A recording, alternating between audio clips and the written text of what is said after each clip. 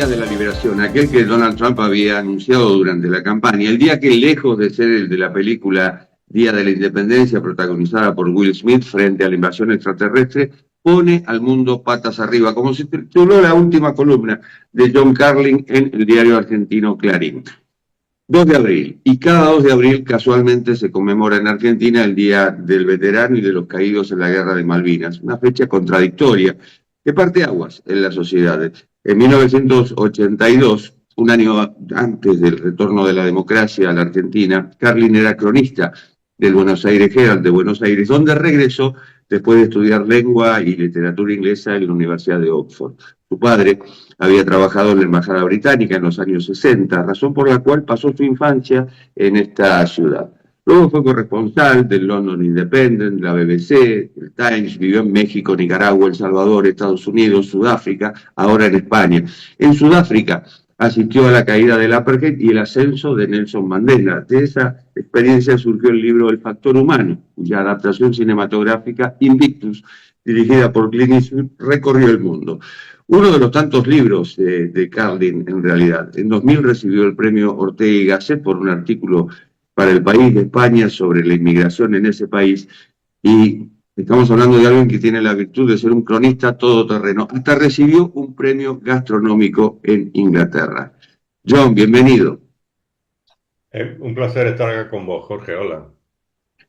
Leí hace poco que te consideras un extranjero en todas partes. ¿Es así? Sí, sí.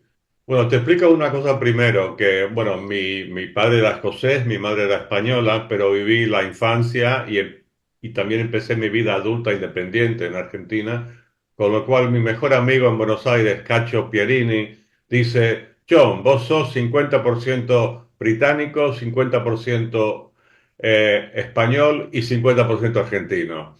Entonces, tengo un cacao, un lío en la cabeza que en parte explica, sí, efectivamente, por qué no me siento realmente en casa, no me siento realmente arraigado en ningún lugar. Bueno, pero eso es parte de una vida dedicada a esto que llamamos periodismo, esta pasión que es el periodismo. Sí, sí, sin duda. Y quizá precisamente por esa naturaleza que tengo de outsider, ¿no? De ver el mundo desde fuera, de no estar ahí con un sentimiento de identidad con un lugar, eso quizá explique cómo acabé siendo periodista y más bien también corresponsal extranjero, que siempre soy el que está mirando el mundo desde fuera. ¿Y cómo ves este mundo desde el 20 de enero cuando asumió Donald Trump? Ay, Dios mío, Jorge, ¿por dónde empezar?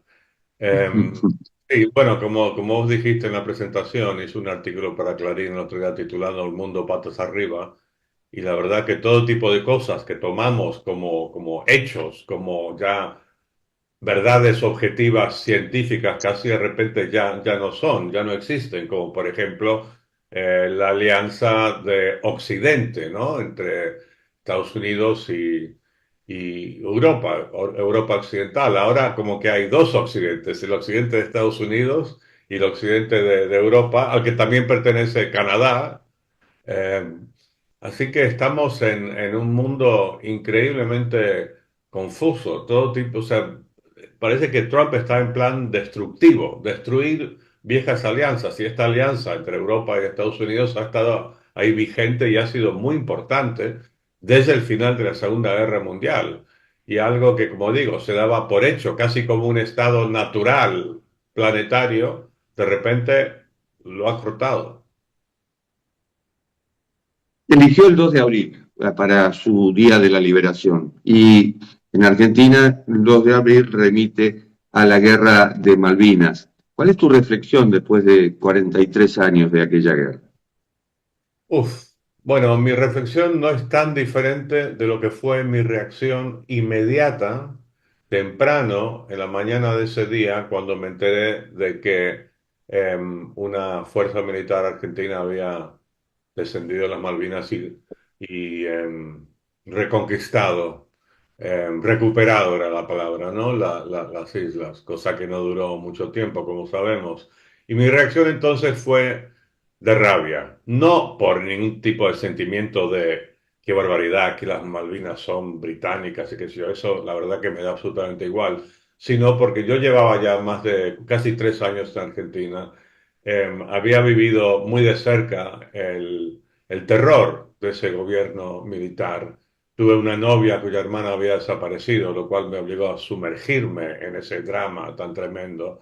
Y también todos los días vivir en Argentina, por lo menos para mí, fue vivir con un grado de miedo. Es el país más siniestro en el que he vivido por esa época, ¿no? Hoy, que quede muy claro. Pero nunca he vivido en un entorno más siniestro y eso que está en muchos países conflictivos y en guerra. Entonces, claro, lo que había pasado unas semanas antes de ese 2 de abril de 82 era que por fin los argentinos empezaban a perder el miedo. Porque claro, una dictadura en cualquier contexto, por ejemplo la de Putin en Rusia ahora, se apoya fundamentalmente en el miedo que le mete la gente. Cuando la gente pierde el miedo, las dictaduras tiemblan y estaban temblando porque la gente por fin empezó a salir a la calle. Entonces, para volver a mi reacción inmediata, esa misma mañana del 2 de abril de 82, fue de rabia porque instantáneamente entendí que esto era una jugada desesperada de parte de los militares para preservarse el poder, apelando a la soberanía, la identidad, el orgullo nacional, que es lo que siempre hacen con variaciones, con variantes los dictadores cuando están en situaciones complicadas. Por ejemplo, una buena explicación de por qué Putin no solo se fue a la guerra, sino quiere seguir en la guerra de Ucrania, es que mientras el país está en guerra y tenés así un enemigo externo, es mucho más fácil mantener el poder, mantener el país bajo control.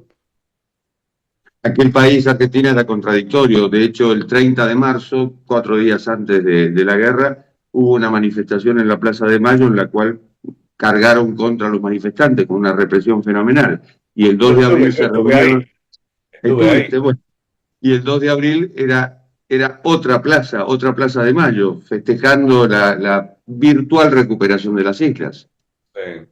No, es tremendo como eh, es una especie de reacción pavloviana, como que los militares supieron que había esa especie de punto débil, diría yo, en la mentalidad colectiva argentina y el tema de las Malvinas, apretase ese botón y de repente todos se marchan, o se desfilan en la misma dirección. Y yo esto lo entiendo muy bien, porque yo fui al colegio en Argentina en los años 60 y la señorita Cora, mi profesora, me metía en la cabeza todos los días que los ingleses eran unos piratas y que las Malvinas eran argentinas, lo cual era un poco confuso para mí a los 6 7 años porque después volví a casa de un diplomático británico. Pero bueno, pero sé de dónde viene esto y a mí siempre me ha parecido una tremenda desproporción y un tremendo error de prioridades tener esa obsesión por las Islas Malvinas en un país tan enorme, con tantos recursos como Argentina, y aparte fui a las Malvinas mucho después de la guerra.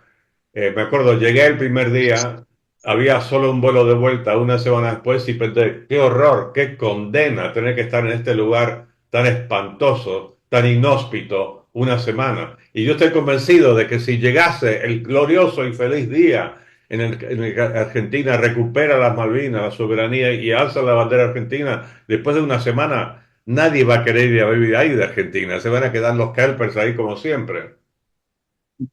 Eso es cierto. Tiempo después vino el juicio a las juntas militares en Argentina y quisiera saber si se puede establecer un paralelo con la Comisión de la Verdad y Reconciliación en Sudáfrica, cual se cumple en 30 años en 2025. Mm. Mira, yo creo que obviamente hay un parecido en el sentido de que los culpables de las violaciones de derechos humanos tuvieron que presentarse ante el público y fue una especie de ejercicio de catarsis nacional en ambos casos, pero hubo diferencias muy importantes. Por un lado, el grado de terror que impuso el régimen militar argentino fue infinitamente mayor que el grado de terror que impuso el régimen del apartheid. Digo terror en el sentido más elemental de la palabra, de matanzas, de torturas, de desapariciones. No hubo ni remotamente ese nivel de barbarie. Lo que sí hubo, claro, un sistema bárbaro, salvaje, de apartheid, de discriminación racial institucionalizada, que era un crimen contra la humanidad, como decía la ONU en aquellos tiempos, o como me dijo una vez eh, Mandela, fue un genocidio moral, no un genocidio físico, digamos, ¿no? Pero moral. Eh, pero en cuanto al terror al que sometieron a seres humanos, fue mucho peor lo que hizo la Junta Militar Argentina. Y la otra gran diferencia entre aquello y la Comisión de Reconciliación y Verdad en Sudáfrica es que la Comisión de Sudáfrica fue más bien un intento de, como digo, puramente de catarsis, de limpieza, y el objetivo no era meter a la gente en la cárcel. El trato era, vos venís, ex coronel de la policía secreta sudafricana, y confesás que mataste a estas tres personas y te damos una amnistía. Mientras, claro, en Argentina los metieron presos. En Argentina, sin embargo, no hubo una reconciliación, por decirlo de algún modo. Es decir, hubo una historia contada a medias. Se jugó a las juntas, efectivamente, pero bien sabrás que lo anterior, la década del 70, quedó más que todo como tapada o inclusive utilizada ideológicamente por algún gobierno de turno. Eso no ocurrió en Sudáfrica, creo yo. No, en Sudáfrica fue, yo creo, a nivel así psicológico, colectivo, nacional, fue algo muy sano, muy beneficioso, porque todos los trapos sucios se sacaron, se ventilaron, se vieron, y, y nadie pudo negar que se hicieron cosas muy terribles, tanto a nivel estructural, como hablo de este genocidio moral del apartheid, como también, por supuesto, que hubo asesinatos de activistas políticos y gente metida presa por nada y todo esto. Pero, pero al final sí, hubo una limpieza de la conciencia nacional, y los que fueron responsables de esas barbaridades tuvieron que aceptarlo, lo enfrentaron. Incluso hubo casos muy conmovedores en la propia comisión, en la que el arzobispo Desmond Tutu, premio Nobel de la Paz, era como el presidente de la comisión. Él estaba ahí como una especie de juez, y hubo personas de blancos, como digo, ex coroneles de la policía secreta, que lo confesaban todo y lloraban, y Tutu también lloraba. Entonces, y el acto ahí de llorar era como que en las lágrimas se fundieron en una especie de río, digamos, que limpió en buena manera o sea, digamos, las conciencias de la gente, y se quedaron satisfechos las personas que fueron las víctimas, los negros, ante ese espectáculo.